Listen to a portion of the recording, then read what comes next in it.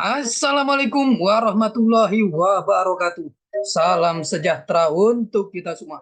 Apa kabarnya rekan-rekan mahasiswa-mahasiswi Universitas Dian Nusantara? Kita berjumpa kembali di mata kuliah Manajemen Strategik di pertemuan yang ketiga. Tidak terasa kita sudah memasuki pertemuan yang ketiga. Mudah-mudahan Allah Subhanahu wa taala Tuhan yang Maha Esa memberikan kita keberkahan kesehatan sehingga kita bisa menyelesaikan mata kuliah ini dengan sukses dan lancar. Rekan-rekan semuanya, sebelum kita memulai proses belajar mengajar ini, alangkah baiknya sama-sama kita berdoa agar proses belajar mengajar ini berjalan dengan sukses dan lancar. Berdoa menurut keyakinan dan kepercayaan masing-masing. Berdoa dimulai.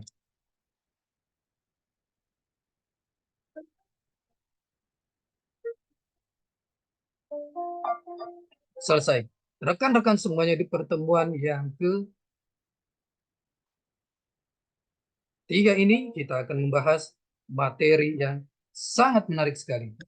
Mohon izin saya share materinya.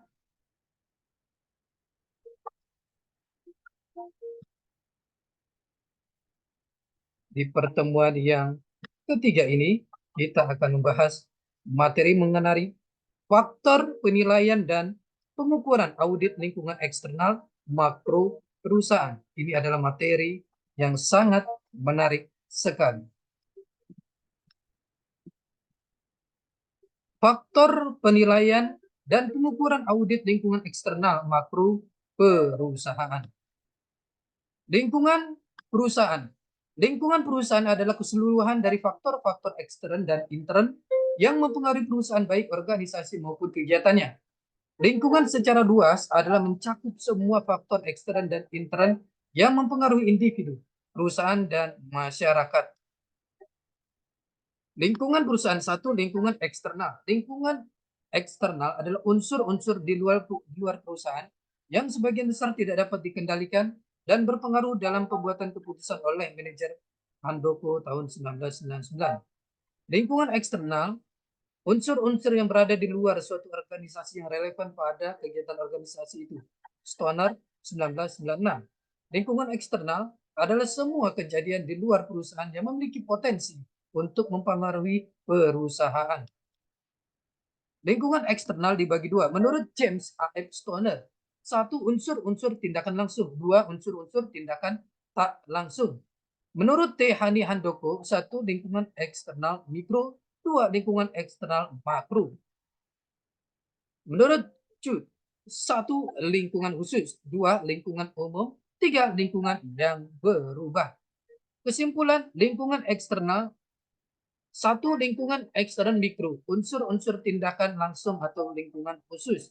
Dua, lingkungan ekstern makro, unsur-unsur tindakan tak langsung, lingkungan umum.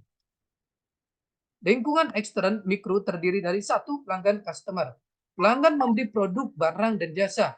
Perusahaan tidak dapat hidup tanpa dukungan pelanggan. Jadi, untuk mencapai keberhasilan usahanya, suatu perusahaan perlu mengamati perubahan kebutuhan dan keinginan pelanggan. Pengamatan reaktif dan proaktif merupakan strategi dalam mengamati kebutuhan dan keinginan pelanggan.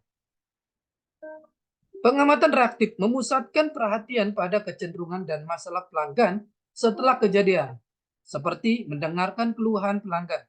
Pelanggan proaktif terhadap pelanggan sama dengan memperkirakan kejadian, kecenderungan, dan masalah sebelum hal itu terjadi, sebelum pelanggan mengeluh. Dua, pesaing. Competition. Pesaing, perusahaan di dalam industri yang sama dan menjual produk atau jasa kepada pelanggan. Perbedaan antara keberhasilan dan kegagalan usaha tergantung pada apakah perusahaan melainkan pelayanan yang lebih baik daripada pesaing lain. Perusahaan harus melakukan analisis bersaing, yaitu menentukan siapa pesaingnya, mengantisipasi pergerakan pesaing, serta memperhitungkan kekuatan dan kelemahan pesaing. 3. Pemasok, supplier. Pemasok, perusahaan yang menyediakan bahan baku, tenaga kerja, keuangan, dan sumber informasi kepada perusahaan lain. Terdapat hubungan saling ketergantungan antara pemasok dan perusahaan. Ketergantungan perusahaan pada pemasok, pentingnya produk pemasok bagi perusahaan, dan sulitnya mencari sumber lain sebagai pengganti. 4. Perwakilan pemerintah. Hubungan organisasi dalam perwakilan pemerintah berkembang semakin kompleks. Peraturan-peraturan industri yang ditetapkan oleh perwakilan pemerintah ini harus ditaati oleh organisasi dalam operasinya. Prosedur perizinan dan pembatasan-pembatasan lainnya untuk melindungi masyarakat. 5. Lembaga keuangan. Organisasi-organisasi tergantung pada bermacam-macam lembaga keuangan seperti bank-bank komersial, bank-bank instansi, dan perusahaan-perusahaan asuransi termasuk pasar modal. Lembaga keuangan ini sangat dibutuhkan perusahaan untuk menjaga dan memperluas kegiatan-kegiatan seperti pendanaan untuk membangun fasilitas baru dan membeli peralatan baru serta pembelanjaan operasi-operasinya.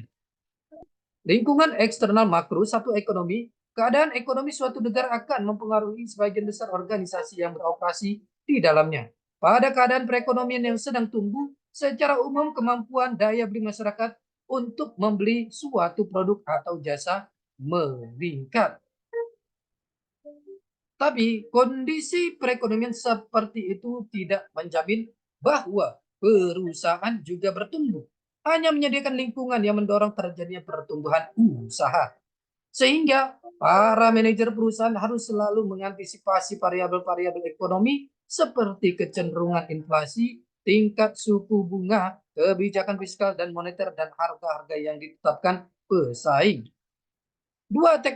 Teknologi pengetahuan, peralatan, dan teknik yang digunakan untuk mengubah bentuk masukan atau input menjadi keluaran atau output. Sehingga perubahan dalam tekanan dapat membantu perusahaan menyediakan produk yang lebih baik atau menghasilkan produknya dengan lebih efisien. Tapi perubahan tekanan juga dapat memberikan suatu ancaman bagi perusahaan-perusahaan tradisional. Seperti perusahaan fotokopi pada awalnya memberi ancaman bagi perusahaan kertas karbon. Politik hukum, komponen politik atau hukum sama dengan undang-undang, peraturan, dan keputusan pemerintah yang mengatur perilaku usaha. Komponen politik atau hukum ini dalam periode tertentu akan menentukan operasi perusahaan. Sehingga manajer tidak mungkin mengabaikan iklim politik dan hukum-hukum maupun peraturan yang ada di suatu negara. Seperti perlakuan yang adil dalam pembayaran gaji harus sesuai dengan upah minimum yang ditetapkan pemerintah. 4. Sosial budaya. Komponen sosial budaya merujuk pada demografi serta perilaku, sikap, dan norma-norma dari penduduk dalam suatu masyarakat tertentu. Pertama, perubahan karakteristik demografi seperti jumlah penduduk dengan keterampilan khusus, pertumbuhan atau pengurangan dari golongan populasi tertentu mempengaruhi cara perusahaan menjalankan usahanya. Kedua, perubahan sosbud dalam perilaku, sikap, dan norma-norma juga mempengaruhi permintaan akan produk dan jasa suatu usaha. Lingkungan internal. Lingkungan internal sama dengan kejadian dan kecenderungan dalam suatu organisasi yang mempengaruhi manajemen, karyawan, dan budaya organisasi. Lebih mudah dikendalikan pada lingkungan internal perusahaan ini daripada lingkungan eksternal perusahaan. Budaya organisasi sama dengan nilai-nilai, keyakinan, dan sikap yang berlaku di antara organisasi. Sumber utama dari budaya organisasi datang dari pendiri perusahaan. Para pendiri perusahaan ini telah menanamkan keyakinan, sikap, dan nilai-nilai dan lain-lain perusahaan.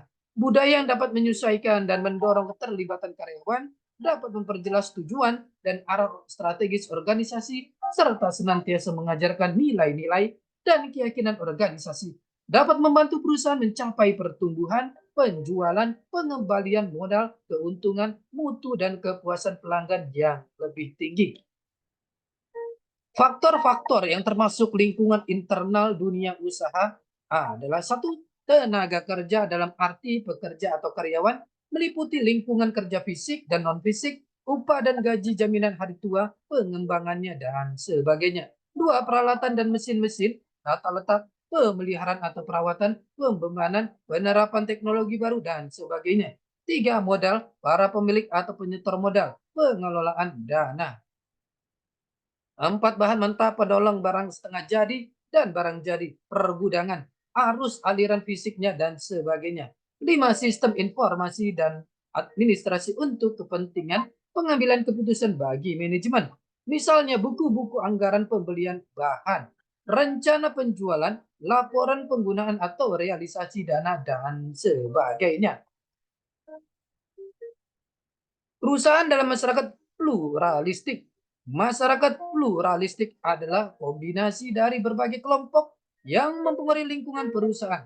Pemerintah pusat, kelompok organisasi, politik, pemasok, asosiasi bisnis, pesaing, serikat pekerja atau buruh karyawan, pemerintah daerah, penyalur agen media massa atau iklan, lembaga pendidikan, lembaga konsumen, pelanggan, lembaga keuangan, pasar modal atau uang.